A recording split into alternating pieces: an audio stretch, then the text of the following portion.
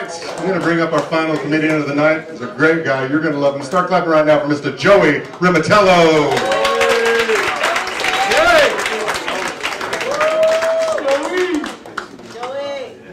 Did you hear what he said, ladies? Joey Rimatello. How are you? What's your name, darling? What is your name? Roxanne. Hello, Roxanne. So I'm Joey. I'm from Brooklyn.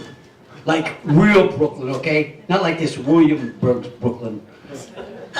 Where everybody in my neighborhood has a nickname. I got an Uncle Anthony. Everybody calls him the Butcher. I don't know why. I never saw this guy cut a piece of meat in my life.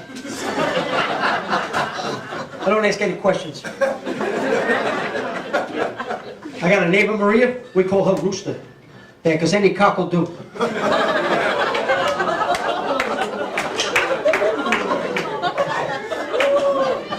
And my nickname is Joey Z.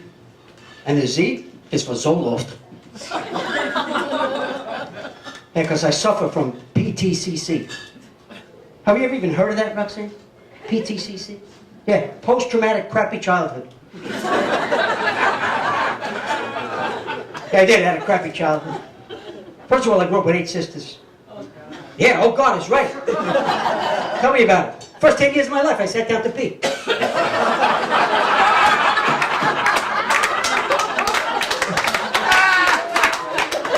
I mean, who knew? I'm watching them. I didn't even know they made boys' underwear until I went to gym class. I'm looking at my friend Paulie. I'm like, hey, Paulie, you got a little hole in the front of your panties there.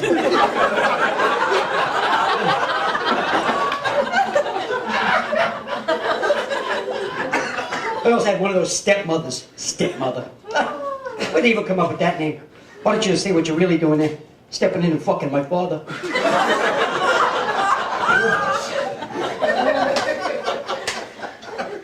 My father was no help either.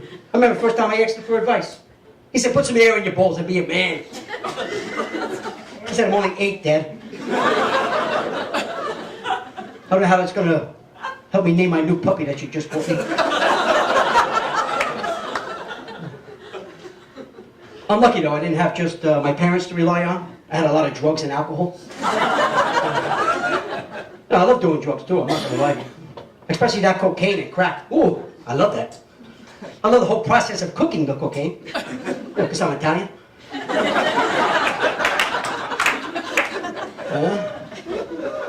But I would get these crazy side effects, like, one of them was like my jaw would be like, yeah. My friends gave me a new nickname, Joey Jawbreaker. Okay, Joey, got any coke? No. Yeah, okay. Forget about it, too. I mean, paranoia. Oh, wow.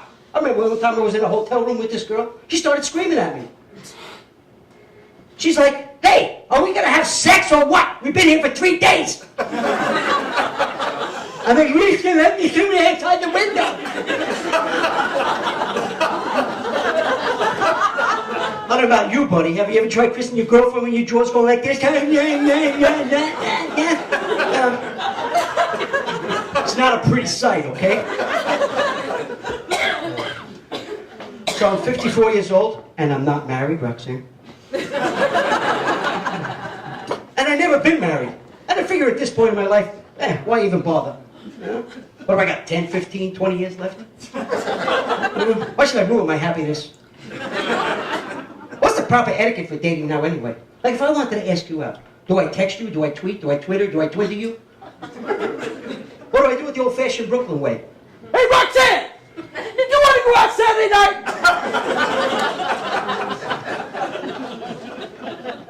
I'm not a fan of these dating websites either. First of all, you have to put your height, okay? I mean, nobody wants to go out with a guy who's 5'2" and lives with his grandmother.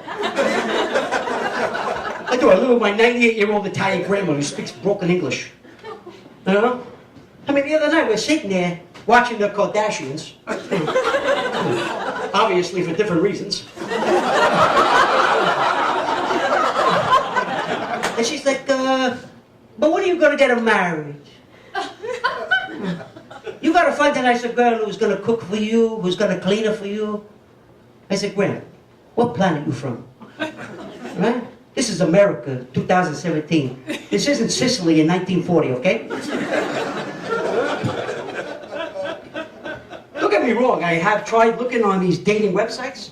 Oh, forget about it. They got this one dating website for people over 50 now. It's called outtime.com. I'm looking at these profiles. Wow. It's more like outoftime.com. You know, there's one woman, 66 years old, she's looking for love. I don't think she's looking for love. I think she's looking for somebody to help her out of the bathtub. You know, and then rub Ben Gay on her back. You know, this other lady, she's 78 years old, seeking a life partner. Life partner! She should be seeking life support. You know, everybody on a dating website, they're all looking for 10s. They're all looking for 10s on the dating website. There are no 10s on the dating website, okay? They married other 10s, okay? I got news for you, they're not 10s anymore. Like, if you want to marry a 10, look, you're a 5, she's a 5, there's your 10.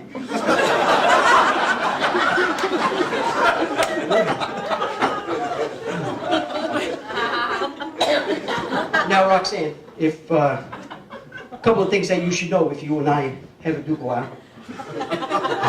Sex, it's not a priority in my life anymore, okay? My priorities are food, sleep, and my grandmother. Okay? I'll give you an example, all right? A lady friend of mine, she recently called me up. She's like, hey, Joey, you want to come over for the weekend? My kids are going away. I said, I can't. I'm going to Peter Luger's steakhouse with my friends. She started screaming at me on the phone. Those are your plans? I'm offering you a beautiful sexual weekend, and you want to go to a steakhouse? I said, hey, not just any steakhouse. We're talking Peter Luger's steakhouse here. Now, my friends and I, we go to Peter Luger's like once or twice a year. I mean, I can have sex 3 or 4 times a year if I wanted to, Roxanne. As a matter of fact, I can go like 300 to 400 days without sex now. Yeah, I've become a sexual camel. I can't go 300 to 400 days without Peter Luger's steakhouse. I don't know if you guys noticed, but I'm a little immature for my age. So I recently started like seeing a therapist, you know, about my problems. And I'm 54 years old, and I live with my Italian grandmother who cooks for me and cleans for me and does my laundry. And the therapist is like, hey, wait a second. I don't think your 98-year-old grandmother should be cooking for you and cleaning for you and doing your laundry. I said, well, then who's going to do it? I'm not a well-educated man either, you know. It's not that I did bad in school. I just, you know, never went to school. They did have this one theater class that I liked to go, Shakespearean theater class that I enjoyed. But there was these funny quotes from Shakespeare. I'm like, they're like, to be or not to be. I'm like, hey, I'm from Brooklyn. It's to be or it ain't. I mean, what about this one too? Romeo, Romeo, where art thou, Romeo?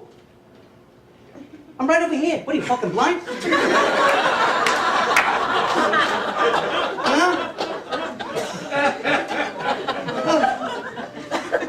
Parting is such sweet sorrow.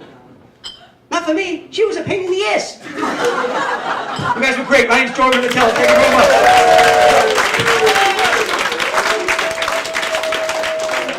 Keep it going loud for Joey Rimatello. Let Joey hear it.